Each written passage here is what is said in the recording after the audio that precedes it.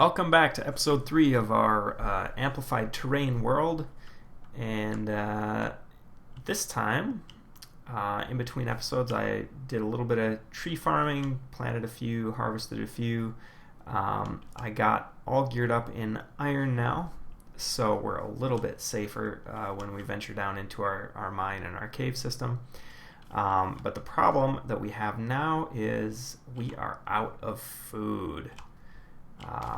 And apples just do not spawn at a high enough rate to make this tree farming a viable food source, unfortunately. So I did wander around and collect some grass seeds, which we're going to turn into wheat and have a wheat farm. That's probably the easiest way early on to get a stable food source. Bread isn't the greatest of food sources. I believe Minecraft uses kind of like a not only how many little food bars it fills up when you eat it, but also kind of the satiety. In other words, how full it makes you feel, which is how quickly those food bars then disappear after you eat it. I'm not sure exactly how that mechanic works, but I believe that's kind of the basic idea. So bread is not the greatest. I think some of the more efficient food sources are the meats, so steaks and pork chops and that sort of stuff. So that is what we will want to shoot for ultimately, is some sort of animal farm for our food source. But there's not a lot of animals in this immediate area. We could go kind of wandering and hunting for some, which we may want to do later, but for now we're just going to do some quick and dirty wheat farming. You can see I've got a few plants planted there. This is obviously not an ideal way to do it. So what I thought we could do for episode 3 is just flatten out this section right here that kind of wraps around. So we're going to make that side, the uphill side of the hill, a bit steeper, and flatten out this middle and make it steeper down to the water on this side. And to do that, I think what I'm going to do is build a cobblestone retaining wall along the water's edge, and then take some of this dirt from up here and fill it in behind the retaining wall. And that'll give us just a little bit more area to have a smoother walkway, as well as hopefully a little bit of space for wheat farming.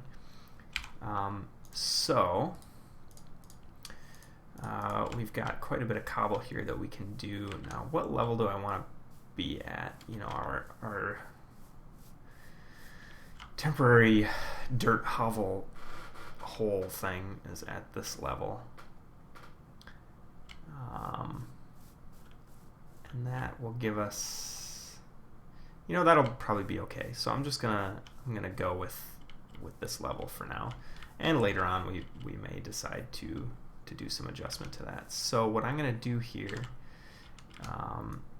is just at the very edge of the water, start filling in cobblestone.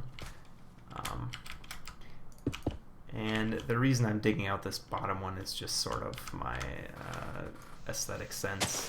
I don't want the wall to look like it was built on top of the dirt. So just me, but on these bits that show,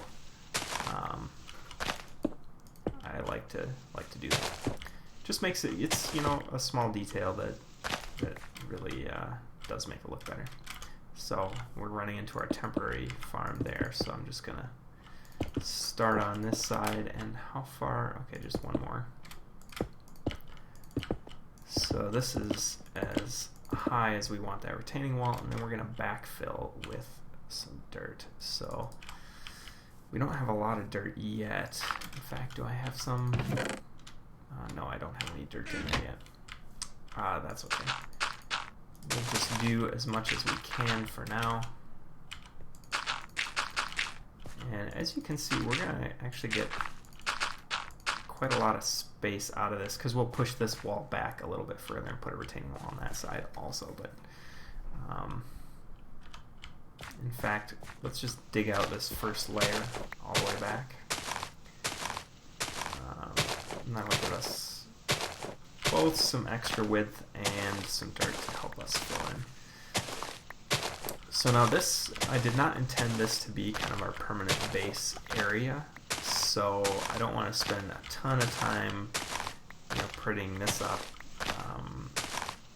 If we're going to move on somewhere a little more interesting later on. All right, there's our wood shovel finally gone. But for now, we're going to be over here for a while, I think, just because we need to get so much of our basic setup still figured out. Right, so that's pretty good. Where do I want to put the retaining wall on the uphill side? In fact, let's just, I don't care about that sapling. And let's just, is this a big tree? Or is it just a weirdly shaped tree? Oh yeah, it does have some branches in there, doesn't it? More wood for us to chop, but kind of annoying to get at it.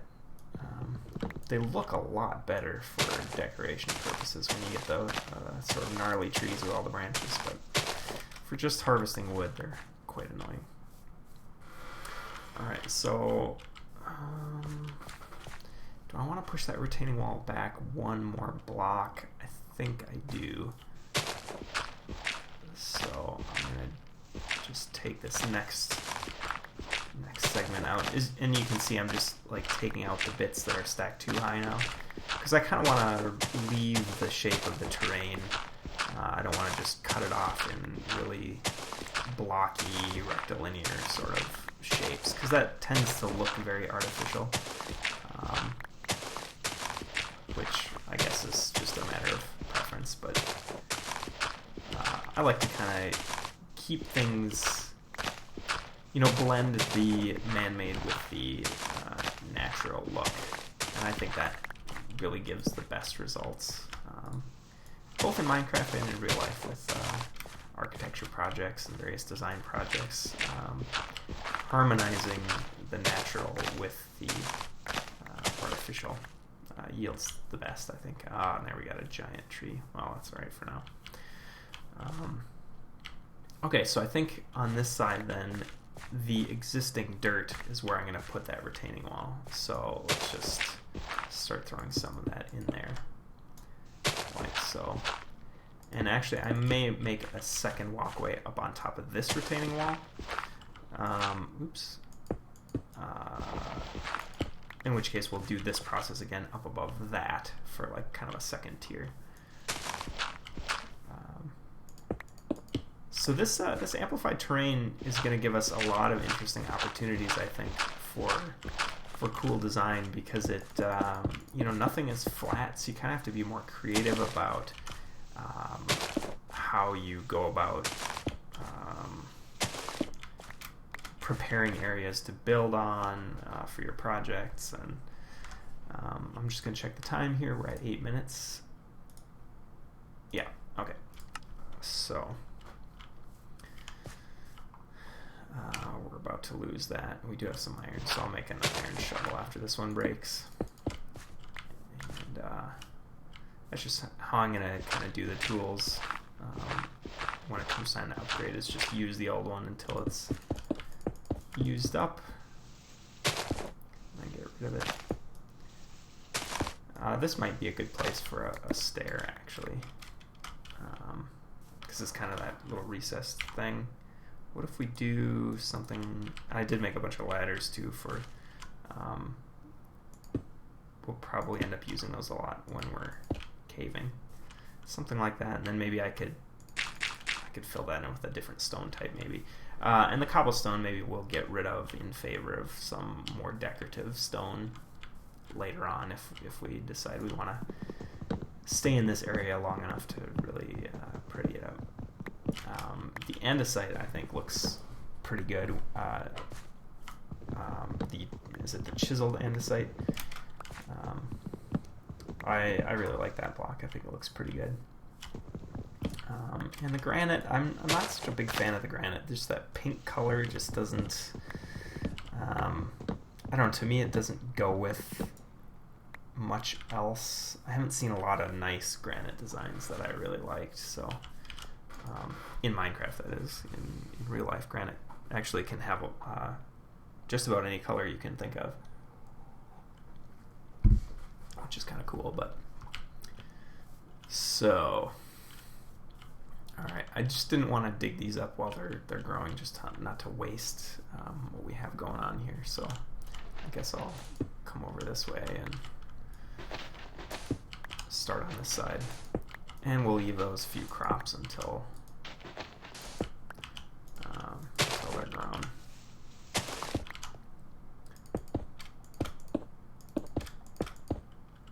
Let's see, one more. That's what we're doing.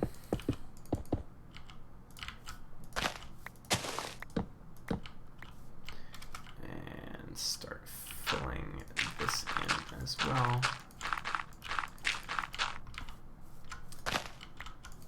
And I may put, like half slabs on this edge, or we could do a fence for kind of a more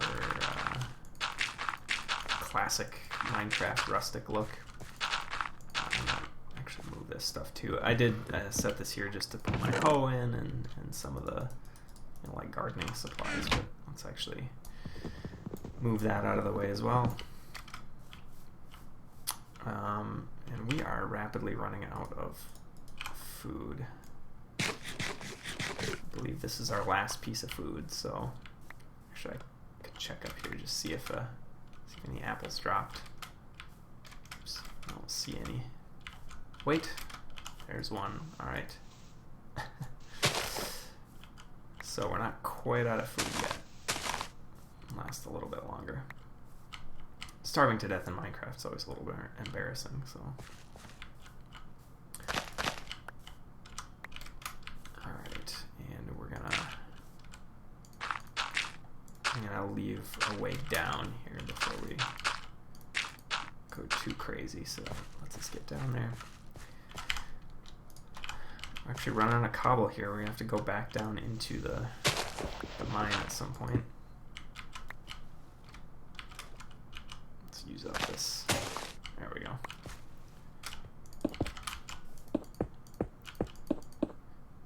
You may notice that my keyboard is a whole lot noisier than my previous one.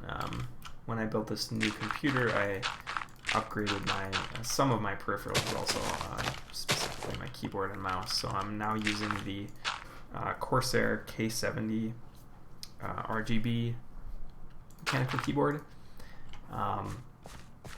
And I gotta say, the mechanical keyboard thing is both really nice and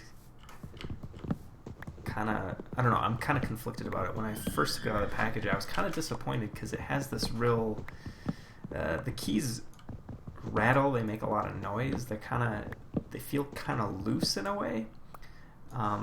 So it has the unfortunate side effect of making it feel or seem like a cheap keyboard in that sense.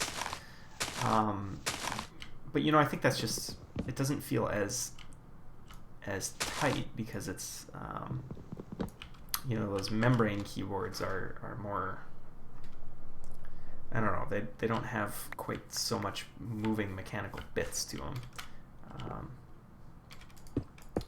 which is a very ineloquent way to say that, I suppose. But now that I've kind of got used to it, I really like the mechanical keyboard. It just feels, I don't know, it's more tactile. It feels more real. It's kind of like how even with really, really good CG in movies these days, it's still obviously CG. There's something still artificial about it. Even when it looks nearly photorealistic, in a lot of ways it almost looks too good. People may disagree with me about this, but I've always found special effects that are based on models, miniatures, costumes, things that actually exist in the real world, end up looking better to my eye. They just look real. Whereas computer graphics always has this almost too perfect artificiality to them that kind of breaks it for me. I mean, not that it doesn't look good. I mean, in context, that's the look you want sometimes, right? flashy robot fighting movie like Transformers, well, that's kind of the look you're after, is just that artificial look. Why was I talking about that?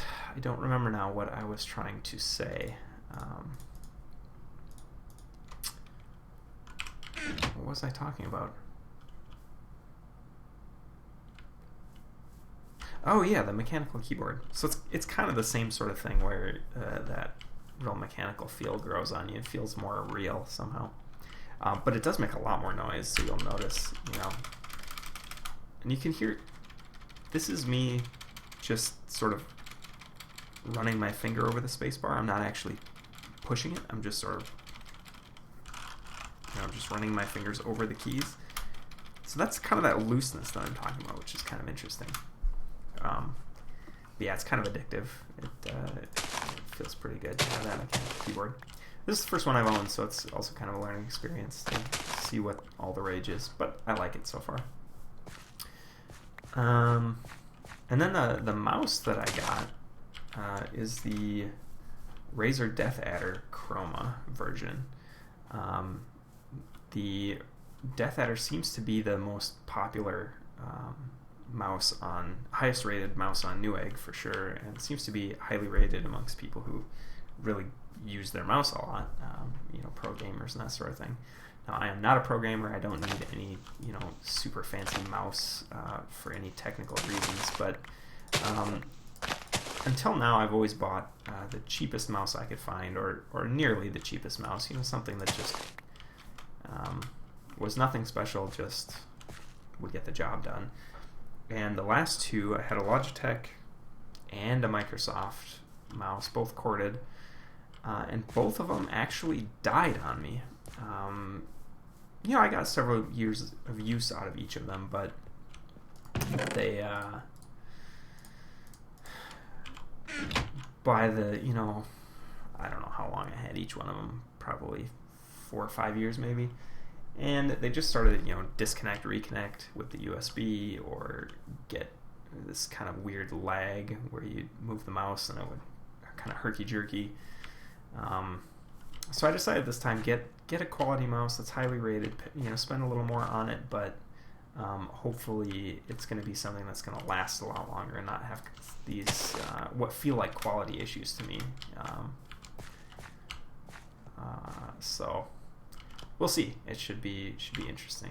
I got 3 pieces of cobble left. Let's throw one there, throw one there, and one there. So, how are we doing for time? Let's just check here quick. I only have a single monitor setup, so this is kind of annoying. I really should have a dual monitor setup and have some of this other stuff on my other screen so I can still see it. And I may do that at some point, but alright, so this episode we've kind of just done some work flattening this out. In between episodes, I'm going to dig up a bunch more cobblestone, probably get my tools figured out, probably get some more iron, and chop that blob down, I think. And hopefully by then this will be grown. I'll be able to finish this off and decide where to put the crops in a more permanent spot. Or more semi-permanent spot, maybe, if we're going to move eventually. But alright, so I will leave it at that. We'll be back with episode 4 with some of that stuff done.